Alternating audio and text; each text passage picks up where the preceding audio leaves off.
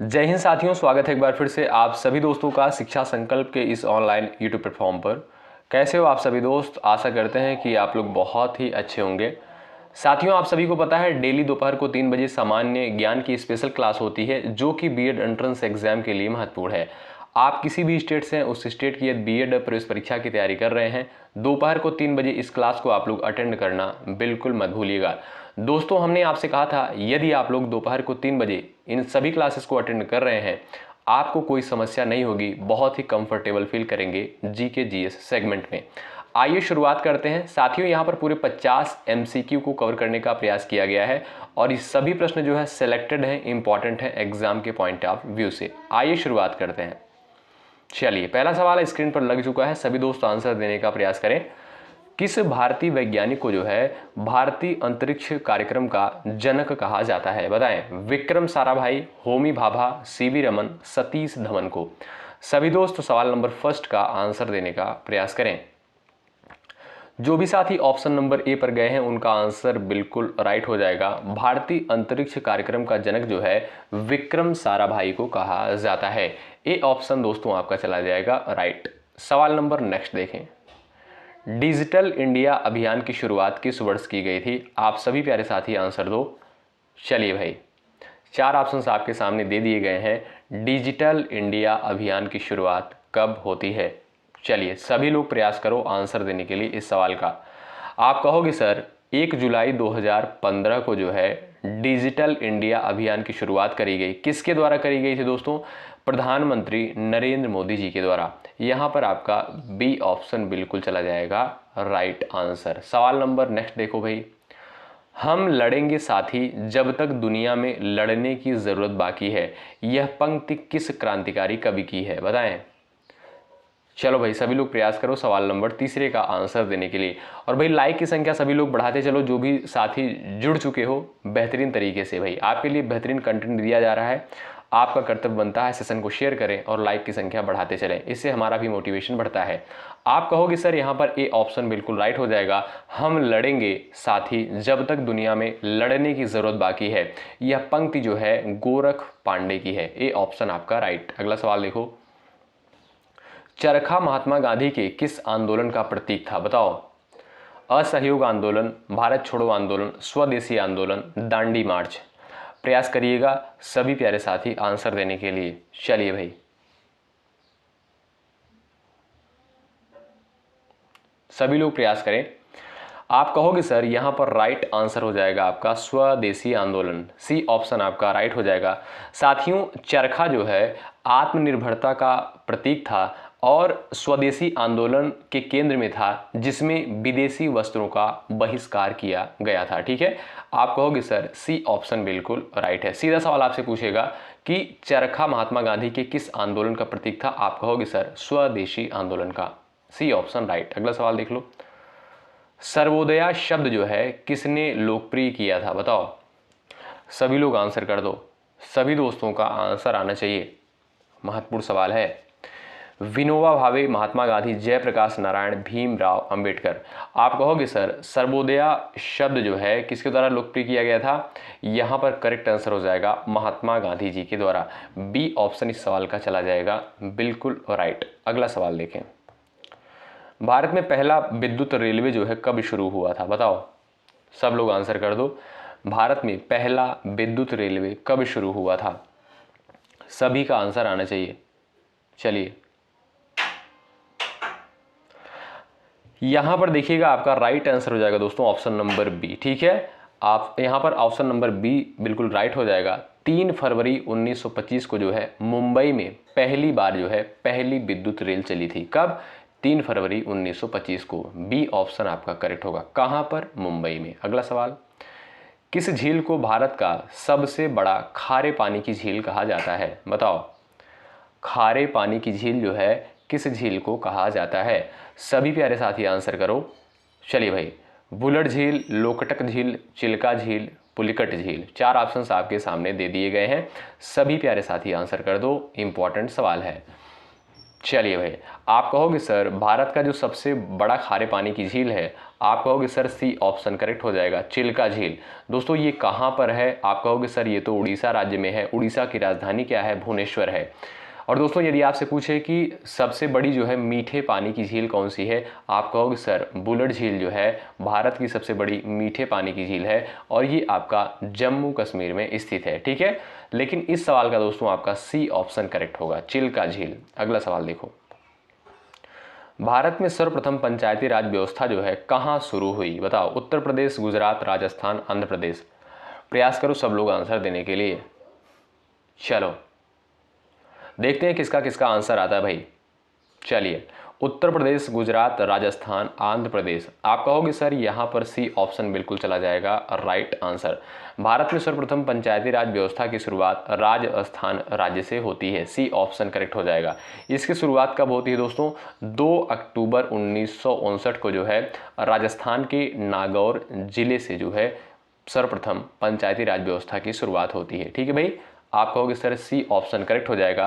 राजस्थान की राजधानी क्या है, जयपुर है। साथियों जयपुर को जो है पिंक सिटी के नाम से जानते हैं। अगला सवाल, शून्यवाद और नागर शैली से संबंधित है, जैन दर्शन, बौद्ध दर्शन, वैदिक दर्शन, उपनिषद दर्शन। बताएं, सब लोग प्रयास कर दो भाई आंसर देने के लिए। शून्यवाद और नागर शैली से संबंधित है। चलिए चलो भाई, आप सभी प्यारे साथी आंसर दे दो। जो भी दोस्त ऑप्शन नंबर बी पर जा रहे हैं उनका आंसर बिल्कुल राइट हो जाएगा। शून्यवाद और नागर शैली का संबंध जो है बौद्ध दर्शन से है, बी ऑप्शन आपका करेक्ट हो जाएगा। साथियों बौद्ध धर्म की आप सभी को पता है 2 शाखाएं थी, हीनयान और महायान। लेकिन ये जो है आपका दोस्तों महायान संप्रदाय से संबंधित है। क्या, शून्यवाद और नागर शैली। ठीक है, आपका बी ऑप्शन चला जाएगा राइट। सवाल नंबर नेक्स्ट देखो, किस भारतीय राज्य को जो है भारत का अन्न भंडार कहा जाता है, बताओ। पंजाब, उत्तर प्रदेश, हरियाणा, मध्य प्रदेश। 4 ऑप्शंस आपके सामने दे दिए गए हैं, सभी प्यारे दोस्त आंसर करो। चलिए, किस भारतीय राज्य को जो है भारत का अन्न भंडार कहा जाता है, सभी लोग प्रयास करें। चलिए, आप कहोगे सर यहाँ पर ए ऑप्शन बिल्कुल राइट हो जाएगा, महत्वपूर्ण सवाल है। भारत का अन्न भंडार जो है पंजाब राज्य को कहा जाता है। ए ऑप्शन दोस्तों यहाँ पर बिल्कुल सही है। अगला सवाल देख लो, ईस्ट इंडिया कंपनी ने किस युद्ध के बाद जो है बंगाल पर अधिकार जमाया। साथियों आप सभी को पता है ईस्ट इंडिया कंपनी की स्थापना होती है कब, 1600 ईस्वी में जो है इसकी स्थापना होती है। और साथियों ये भी आपको पता रहना चाहिए कि ईस्ट इंडिया कंपनी भारत में जो है व्यापार करने के लिए आई थी, लेकिन जो है बाद में इसने क्या किया, बाद में जो है व्यापार को छोड़कर इसने धीरे धीरे प्रशासन जमाना शुरू कर दिया भारत में। ठीक है, तो वही आपसे सवाल करता है कि ईस्ट इंडिया कंपनी ने किस युद्ध के बाद बंगाल पर अधिकार जमाया। चलो भाई प्रयास करो। आप कहोगे सर 1757 का जो प्लासी का युद्ध था, इसके बाद जो है ईस्ट इंडिया कंपनी ने बंगाल पर अपना अधिकार जमाया। आपका यहाँ पर बी ऑप्शन करेक्ट। चलिए आगे बढ़ते हैं और अगला सवाल देखते हैं। आप लोग बताइएगा बक्सर के युद्ध कब हुआ था। चलिए सवाल नंबर नेक्स्ट, भारतीय संविधान के किस अनुच्छेद में जो है धर्म की स्वतंत्रता दी गई है, बताओ। धर्म की स्वतंत्रता जो है भारतीय संविधान के किस आर्टिकल में दी गई है, सभी दोस्त आंसर दे दो। चलो भाई प्रयास करिएगा, बड़ा इंपॉर्टेंट सवाल है। अनुच्छेद 14 है, अनुच्छेद 19, अनुच्छेद 25, अनुच्छेद 32। चलो भाई आप कहोगे सर यहाँ पर जो है ऑप्शन नंबर सी करेक्ट हो जाएगा, अनुच्छेद 25। ऑप्शन नंबर सी बिल्कुल राइट है। अनुच्छेद 25 दोस्तों भारत में धर्म की स्वतंत्रता का अधिकार प्रदान करता है। ऑप्शन नंबर सी राइट हो जाएगा। साथियों पूरे मौलिक अधिकार कितने हैं, 6 मौलिक अधिकार हैं। भाग 3 में जो है इनका वर्णन किया गया है अनुच्छेद 12 से 35 के तहत। ठीक है, अगला सवाल देख लो, न्यायपालिका किस प्रकार की संस्था है, बताओ। विधायी संस्था है, कार्यपालिका, न्यायिक, संवैधानिक। सभी लोग आंसर दे दो। चलो भाई, और भाई लाइक की संख्या बढ़ती रहनी चाहिए, लाइक की संख्या भाई घटनी नहीं चाहिए। एक बात का विशेष रूप से आप लोग ध्यान रखिएगा, आपके लिए मेहनत किया जा रहा है यार, आप लोग लाइक करते चलो सेशन को। ठीक है साथियों, इसमें देखिए कोई फ़ायदा नहीं होता है, कोई हमको चार्ज नहीं मिल जाता है, कोई पैसा आपका नहीं कटता है, इससे बस इतना सा होता है, हमारा मोटिवेशन बढ़ता है और ये वीडियो जो है सभी स्टूडेंट के पास पहुँचती है यूट्यूब पर। ठीक है भाई, तो आप लोग एक बार सभी लोग सेशन को लाइक कर दो। जो भी साथी चैनल पर नए हैं, बीएड एंट्रेंस एग्जाम की तैयारी कर रहे हैं, आप किसी भी स्टेट से हैं, जरूर जुड़ें, यहाँ से निश्चित रूप से हेल्प मिलेगी आपको।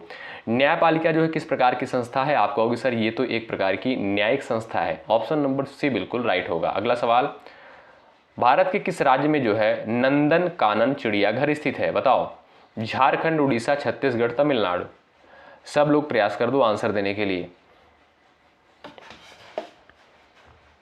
चलिए भाई, सभी का आंसर आना चाहिए इस सवाल के लिए। साथियों आप कहोगे सर उड़ीसा में स्थित है। ऑप्शन नंबर बी करेक्ट हो जाएगा। नंदन कानन चिड़ियाघर जो है उड़ीसा में स्थित है। उड़ीसा की राजधानी दोस्तों भुवनेश्वर है और भुवनेश्वर में जो है नंदन कानन चिड़ियाघर स्थित है। बी ऑप्शन आपका राइट। अगला सवाल देख लो, भारत की पहली महिला राष्ट्रपति कौन थी? सभी का आंसर आना चाहिए, मुझे पूरा भरोसा है आप सभी लोग जो है बिल्कुल सही आंसर करोगे। चलिए, भारत की पहली महिला राष्ट्रपति कौन थी? प्रयास करो सब लोग आंसर देने के लिए। चलिए भाई, यहां पर जो भी साथी ऑप्शन नंबर ए पर जा रहे हैं उनका जवाब बिल्कुल राइट आंसर हो जाएगा। और उनका कार्यकाल दोस्तों कब से कब तक था? आप कहोगे सर 2007 से 2012 तक। ठीक है भाई, आइए अगला सवाल देखते हैं। राज्यपाल की नियुक्ति किसके द्वारा करी जाती है? आप सभी लोग आंसर दे दो। चलिएगा, राज्य का प्रमुख दोस्तों कौन होता है? आप कहोगे सर राज्यपाल जो होता है राज्य का प्रमुख होता है। ठीक है, चलिए, राज्यपाल की नियुक्ति जो है किसके द्वारा करी जाती है? आप कहोगे सर यहाँ पर बी ऑप्शन करेक्ट है, राष्ट्रपति के द्वारा जो है राज्यपाल की नियुक्ति करी जाती है। महत्वपूर्ण क्वेश्चन। अगला सवाल, उज्ज्वला योजना की शुरुआत कब की गई? बताओ। कौन कौन ऐसे साथी जो बता सकते हैं कि उज्ज्वला योजना जो है किससे संबंधित है? कौन बता सकता है? एक्सप्लेन कोई कर सकता है? चलिए, 1 मई 2016, 1 अप्रैल 2014 को, 22 अगस्त 2014 को, 1 मार्च 2014 को। बताएं उज्ज्वला योजना की शुरुआत कब की गई? आप कहोगे सर प्रधानमंत्री नरेंद्र मोदी जी के द्वारा 1 मई 2016 को उज्ज्वला योजना की शुरुआत करी गई थी। आपका ए ऑप्शन यहाँ पर बिल्कुल राइट है। अगला सवाल देखो, दशावतार चित्रकला किस क्षेत्र की है? बताओ। चलिए, सभी लोग प्रयास कर दो आंसर देने के लिए, सभी का आंसर आना चाहिए सवाल के लिए। चलिए साथियों, यहां पर आप देखोगे दशावतार ये जो चित्रकला है ये कहां से संबंधित है? आप कहोगे सर महाराष्ट्र की जो है एक पारंपरिक लोक चित्र शैली है। ठीक है भाई, आपका यहां पर बी ऑप्शन बिल्कुल चला जाएगा करेक्ट। अगला सवाल देख लो, किसने जो है भारतीय राष्ट्रीय कांग्रेस की स्थापना की थी? सभी को पता होगा भाई, क्यों? ऐसे कितने लोग हैं जिनको ये बेसिक सा सवाल पता नहीं है? बताओ। चलो, आप कहोगे सर यहाँ पर बी ऑप्शन आपका राइट हो जाएगा। ए ओ ह्यूम के द्वारा जो है भारतीय राष्ट्रीय कांग्रेस की स्थापना करी गई। कब? 1885 में इसकी स्थापना करी गई थी। आपका बी ऑप्शन यहाँ पर चला जाएगा बिल्कुल सटीक आंसर। अगला सवाल देख लो भाई, स्टैचू ऑफ यूनिटी किस राज्य में स्थित है? बताएं। चलिए, सभी लोग प्रयास करें आंसर देने के लिए। स्टैचू ऑफ यूनिटी दोस्तों ये किसकी प्रतिमा है? आप लोग बता सकते हो? आप कहोगे सर ये तो सरदार पटेल की प्रतिमा है। और कहां पर स्थित है? ये आपका दोस्तों गुजरात राज्य में स्थित है। बी ऑप्शन वाले साथी यहां पर बिल्कुल राइट हो जाएंगे। आइए नेक्स्ट क्वेश्चन देखते हैं। भारतीय संविधान में कुल कितने भाग हैं? बता दो सब लोग। चलिए एक बार हम लोग फिर से यहाँ पर रिवीजन कर लेते हैं। भाग कितने हैं, अनुच्छेद कितने हैं, अनुसूचियाँ कितनी हैं। ठीक है भाई, इन सारी चीज़ों का हम लोग एक बार रिवीजन करते हैं क्योंकि पेपर में पूछा जाता है। ठीक, भारतीय संविधान में कुल कितने भाग हैं? आप कहोगे सर 25 भाग हैं वर्तमान समय में। मूल संविधान में कुल 22 भाग थे। ठीक है, अगर बात करें दोस्तों अनुसूचियों की संख्या की, आप कहोगे सर 12 अनुसूचियां हैं वर्तमान समय में। मूल संविधान में 8 अनुसूचियां थी। लेकिन जो आपसे सवाल पूछता है कि वर्तमान समय का पूछता है। ठीक है, आप कहोगे सर वर्तमान समय में भारतीय संविधान में 12 अनुसूचियां हैं। और अगर बात करें अनुच्छेद की, आप कहोगे सर 448। ठीक है, 448 जो है आर्टिकल है। मूल संविधान में 395 आर्टिकल थे। ठीक है भाई, और अगर आपसे पूछा जाए कि मौलिक अधिकार कितने हैं? 6 मौलिक अधिकार हैं। मौलिक कर्तव्य कितने हैं? 11 मौलिक कर्तव्य हैं। ये छोटे छोटे पॉइंट है संविधान से रिलेटेड, लेकिन इंपॉर्टेंट है, पूछता है पेपर में। शारदा अधिनियम किससे संबंधित है? बताओ। शारदा अधिनियम जो है किससे संबंधित है? सभी लोग छाप दो अपना अपना आंसर। चलो भाई प्रयास करो। स्त्री शिक्षा, बाल विवाह, दलित अधिकार, मजदूरी सुधार, सभी लोग प्रयास करो आंसर दो। चलिए साथियों, शारदा अधिनियम जो है कब पारित किया गया? 1929 में जो है पारित किया गया, ठीक है, जो बाल विवाह को रोकने के लिए था। किसको? बाल विवाह को रोकने के लिए था। आपका बी ऑप्शन करेक्ट हो जाएगा। और शारदा अधिनियम पारित कब किया गया? 1929 में। अगला सवाल देख लो, भारत में बहुदलीय प्रणाली कब से लागू हुई? बताओ, भारत में बहुदलीय प्रणाली जो है कब लागू हुई? सभी लोग आंसर दे सकते हो। चलिए प्रयास करें सब लोग आंसर देने के लिए। इसका सटीक आंसर क्या हो जाएगा बताएं। चलिए यहां पर दोस्तों आपका बी ऑप्शन बिल्कुल राइट हो जाएगा। 1952 में। कब भाई? 1952 में। बी ऑप्शन वाले दोस्त यहां पर बिल्कुल चले जाएंगे राइट, ठीक है भाई। आइए सवाल नंबर नेक्स्ट देखते हैं। भारतीय संविधान की प्रस्तावना में किसे सर्वोपरि माना गया है? विधायिका, जनता, संविधान, न्यायपालिका? बताओ। चलो भाई, अच्छा दोस्तों, अगर हम आपसे पूछें कि भारतीय संविधान की प्रस्तावना की शुरुआत किससे होती है? आप कहोगे सर हम भारत के लोग, यानी भारत की जनता ही दोस्तों महत्वपूर्ण भूमिका निभाती है। इसलिए आप कहोगे सर बी ऑप्शन यहाँ पर राइट हो जाएगा। बिल्कुल बेसिक सा क्वेश्चन। अगला सवाल देख लेते हैं भाई। अच्छा ये बताइए, हमने आपसे कई बार बताया है प्रस्तावना में जो है 3 शब्द कौन कौन से जोड़े गए थे और किस संविधान संशोधन के द्वारा तीनों शब्दों को जोड़ा गया था प्रस्तावना में? आप लोग कमेंट बॉक्स में क्या बता सकते हैं? हमने कई बार इसकी चर्चा करी है क्योंकि महत्वपूर्ण है, पेपर में पूछता है, ठीक है, बताइएगा आप लोग। चलिए, गांधी शांति पुरस्कार किस क्षेत्र में प्रदान किया जाता है? बताएं। चलो भाई सभी लोग प्रयास करो आंसर देने के लिए। गांधी शांति पुरस्कार किस क्षेत्र में दिया जाता है? संगीत के क्षेत्र में, साहित्य के क्षेत्र में, सामाजिक सेवा के क्षेत्र में और विज्ञान के क्षेत्र में? सभी प्यारे साथी आंसर दे दो। चलो भाई, आप कहोगे सर सामाजिक सेवा के क्षेत्र में। आपका सी ऑप्शन चला जाएगा, बिल्कुल राइट आंसर। अगला सवाल देख लो, क्योटो प्रोटोकॉल किससे संबंधित है? बताएं। चलो भाई, क्योटो प्रोटोकॉल जो है ये आपका किससे संबंधित है? बताएं। चलिए सभी लोग आंसर देने का प्रयास कर सकते हो। यहां पर दोस्तों आपका राइट आंसर चला जाएगा जलवायु परिवर्तन से। बड़ा इंपॉर्टेंट सवाल है दोस्तों, ठीक है। क्योटो प्रोटोकॉल जो है एक अंतरराष्ट्रीय संधि है जो ग्रीन हाउस गैसों को नियंत्रित करने के लिए, ठीक है। C option correct. अगला सवाल, भारत का प्रथम आईआईटी कहां स्थापित हुआ था? बताएं। कानपुर, मुंबई, खड़गपुर, चेन्नई? चलिए, भारत का जो है प्रथम आईआईटी कहां पर स्थापित हुआ था? प्रयास करिएगा सभी दोस्त आंसर देने के लिए। चलिए यहां पर देखिएगा जो भी साथी ऑप्शन नंबर सी पर गए हैं वो बिल्कुल राइट है। खड़गपुर में। कब स्थापना करी गई थी दोस्तों? 1951 में जो है स्थापना करी गई थी, ठीक। आइए अगला सवाल देखते हैं। भारत का सबसे ऊंचा जलप्रपात कौन सा है? बताएं। चलिए, भारत का जो है सबसे ऊंचा जलप्रपात कौन सा है? जवाब दें। चलिए साथियों, कर्नाटक राज्य में स्थित जोग जलप्रपात जो है ये भारत का सबसे ऊंचा जलप्रपात है। ऑप्शन नंबर सी करेक्ट हो जाएगा, ठीक है। और इसकी ऊंचाई लगभग कितनी है दोस्तों? 829 फीट। कितनी? 829 फीट जो है इसकी लगभग ऊंचाई है। आपका सी ऑप्शन राइट। अगला सवाल, अभिनव भारत संगठन की स्थापना किसके द्वारा की गई थी? बताएं।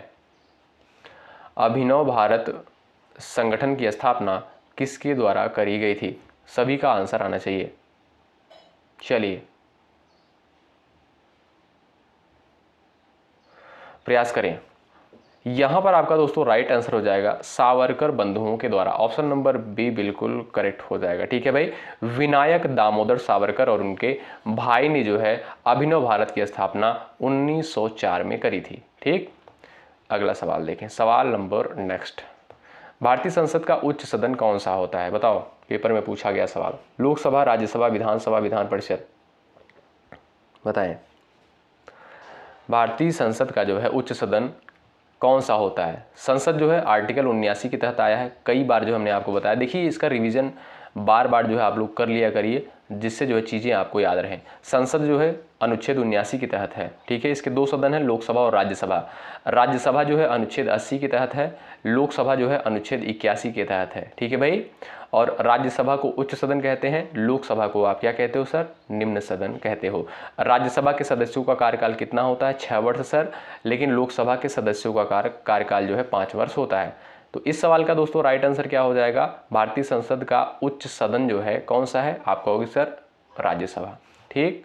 अगला सवाल देख लो भाई, मुक्त बाजार अर्थव्यवस्था में सरकार की भूमिका होती है, बहुत कम, बहुत अधिक, पूरी, केवल, योजनात्मक, बताएं।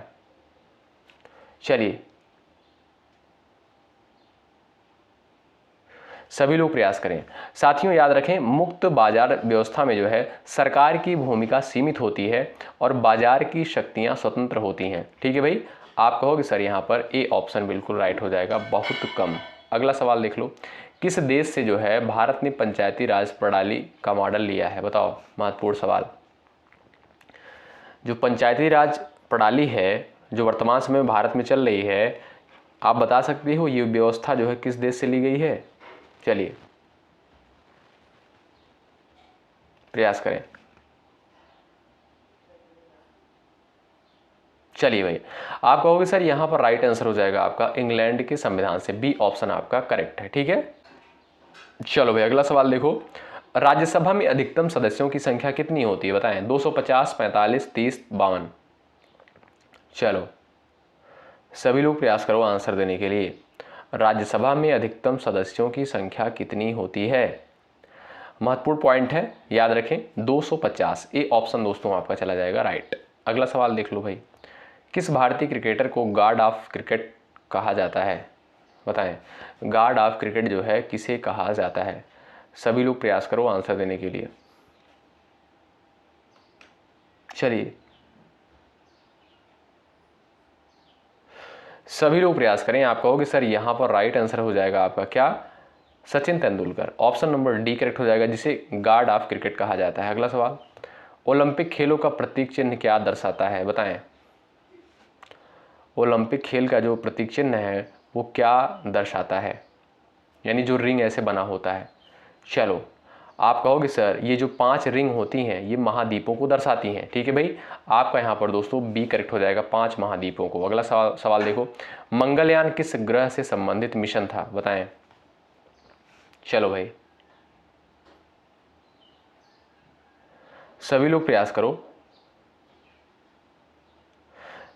चंद्रमा, बुध, मंगल और यहाँ पर दिया आपका शुक्र। मंगलयान किस ग्रह से संबंधित मिशन था, आप कहोगे सर ये तो मंगल से संबंधित मिशन था, ऑप्शन नंबर सी करेक्ट हो जाएगा।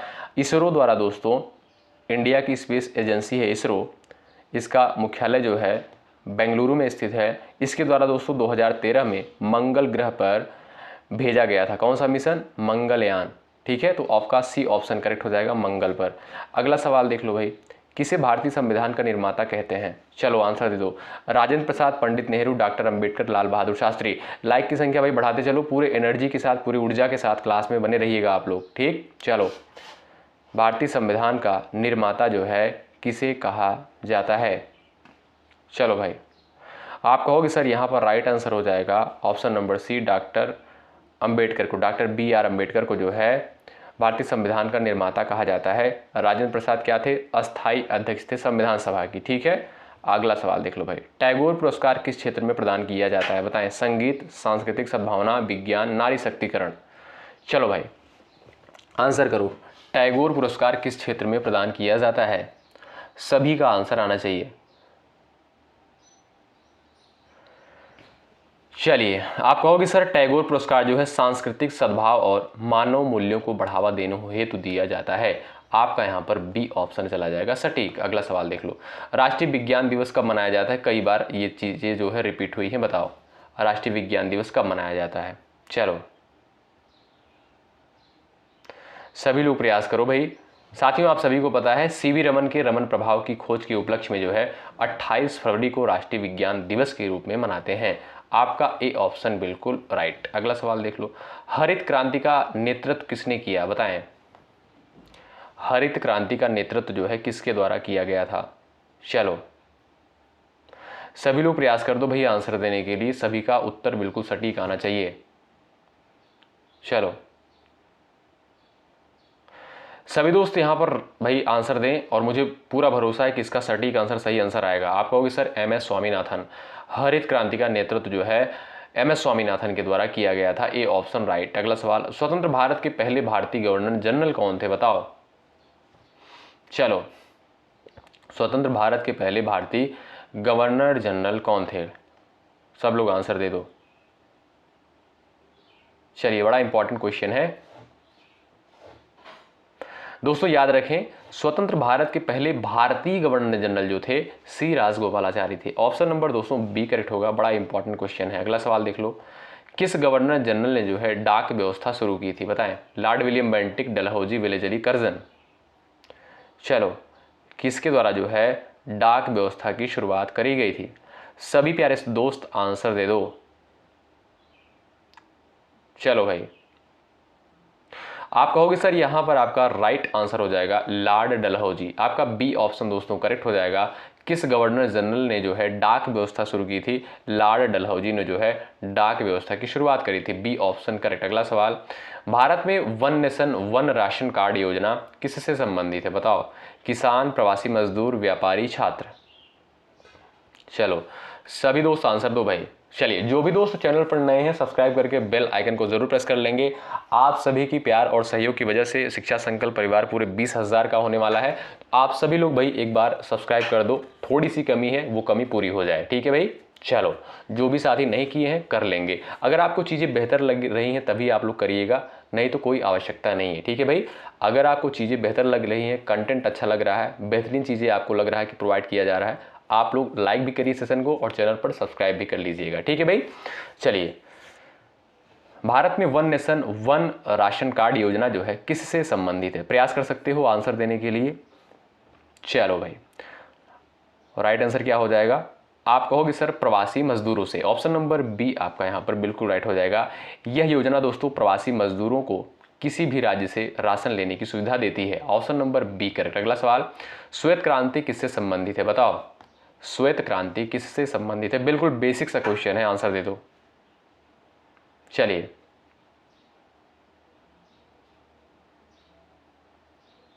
सभी लोग प्रयास करो, देखते हैं किसका आंसर आता है।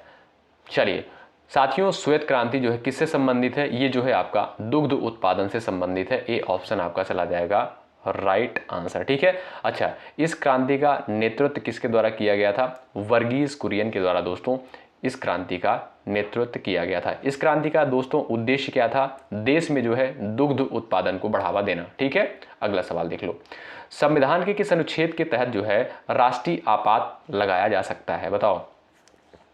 चलो भाई कई बार हमने आपको बताया है राष्ट्रीय आपात, राष्ट्रपति शासन, वित्तीय आपात, तीनों बहुत महत्वपूर्ण है, पेपर में पूछे जाते हैं। चलिए तो राष्ट्रीय आपात आपका 352 के तहत आता है, राष्ट्रपति शासन आपका आता है 356 के तहत, वित्तीय आपात आता है आपका 360 के तहत। इन तीनों आर्टिकल को आप लोग रट लीजिए, घोल के पी जाइए, ठीक है भाई, महत्वपूर्ण है। तो आपका दोस्तों राइट आंसर हो जाएगा यहाँ पर ए ऑप्शन बिल्कुल करेक्ट हो जाएगा। राष्ट्रीय आपात 352 आर्टिकल ए ऑप्शन करेक्ट। अगला सवाल देख लो, ब्रह्मोस मिसाइल किस देश के साथ मिलकर विकसित की गई है बताओ।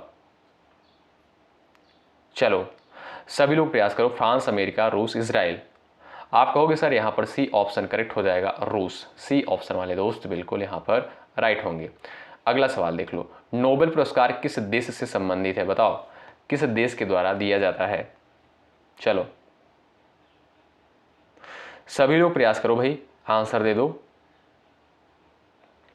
चलिए जो भी साथी यहां पर स्वीडन यानी ऑप्शन नंबर बी पर गए उनका आंसर बिल्कुल राइट हो जाएगा। नोबेल पुरस्कार दोस्तों स्वीडन के अल्फ्रेड नोबेल की स्मृति में दिया जाता है। Option number B correct. अगला सवाल देखो, भारत की पहली महिला IAS अधिकारी कौन थी बताएं। चलिए सभी लोग प्रयास करो आंसर देने के लिए। पहली महिला IAS अधिकारी कौन थी, ये दोस्तों आप कह सकते हो ऑप्शन नंबर सी करेक्ट हो जाएगा, अन्ना राजम मल्होत्रा। ये 1951 बैच की IAS अधिकारी थी। ऑप्शन नंबर सी आपका राइट। अगला सवाल और ये है आज का लास्ट क्वेश्चन, और इस सवाल का आंसर आप लोग करेंगे। आप सभी को पता है कि लास्ट वाले क्वेश्चन का आंसर आपको देना होता है। इससे ये भी पता चल जाता है कि कितने स्टूडेंट ऐसे हैं जो अंत तक क्लास में बने रहते हैं। बताइए, भारत का जो है सबसे पुराना उच्च न्यायालय कौन सा है? आप लोग छाप दीजिएगा आंसर अपना फटाफट भाई, ठीक है। और ये भी बताइएगा कि इसकी स्थापना कब हुई थी। अगर आप लोग इसका सटीक आंसर दे जाते हो और आप लोग ये भी आगे लिखिएगा कि सर इसकी स्थापना इस सन में हुई थी, इस ईस्वी में हुई थी, ज़रूर बताइएगा आप लोग, ठीक है भाई। चलिए, ये क्लास आपको कैसी लगी एक बार कमेंट बॉक्स में अपना रिव्यू ज़रूर दें। और आपको अगर इसी तरीके से बेहतरीन कंटेंट चाहिए तो आप लोग ज़्यादा से ज़्यादा लोग जुड़े। बेहतरीन तरीके से आपकी यहाँ पर तैयारी करवाई जा रही है और जब तक आपका जो है परीक्षा नहीं हो जाता है तब तक हम आपके साथ एक बेहतरीन कंटेंट के साथ बने रहेंगे। रात को 8:30 बजे जो सामान्य हिंदी की क्लास होती है उसमें आप लोग जुड़ना बिल्कुल मत भूलिएगा। सुबह जो 11:30 बजे क्लास प्रोवाइड करी गई है उसको भी आप लोग ज़रूर अटेंड करें। और दोपहर को ये जो 3 बजे जीके जीएस की क्लास होती है इसको भी आप लोग अटेंड करना बिल्कुल मत भूलें, ठीक है। चलिए दोस्तों, मिलते हैं आपसे नेक्स्ट क्लास में। तब तक के लिए बाय बाय, टेक केयर। आप लोग अपना ख्याल रखें, अपनों का ख्याल रखें, मेहनत के साथ तैयारी में लगे रहें, ठीक है। दोपहर में सोना कम कर दें। बहुत बहुत शुक्रिया। जय हिंद, जय भारत।